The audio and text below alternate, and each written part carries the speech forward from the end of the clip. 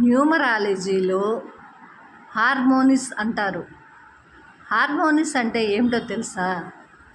న్యూమరాలజీలో harmonics అంటే ఎలా గుర్తించాలి అంటే, ఏదైనా ఒక వ్యాపారం చేస్తున్నామనుకో, మన నేమ్ నంబరు,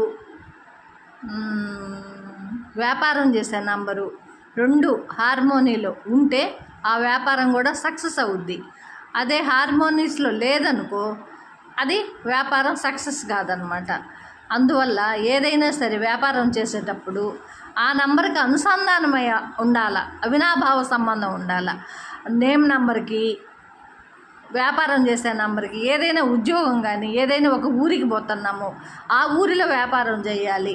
ఆ ఊరిలో వ్యాపారం చేయాలన్నా కానీ ఆ ఊరి నేమ్ మన హార్మోనిక్స్లో ఉండాలి, ఆ నంబరు. అప్పుడు అవినాభావ సంబంధం ఉంటే అదే హార్మోనిక్స్ అంటారు. హార్మోనిక్స్ అంటే అది.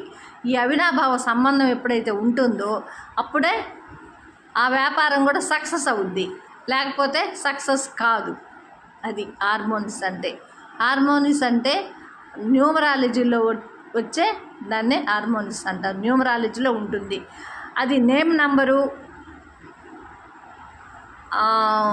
అది వ్యాపారం చేసే వ్యాపారం నంబరు అన్నీ కూడా అనుసంధానం ఉండాలి, అవినాభావ సంబంధం ఉండాలి. అవినాభావ సంబంధం ఉన్నప్పుడు అప్పుడు ఏదైనా కానీ సక్సెస్ అనేది ఉంటుంది.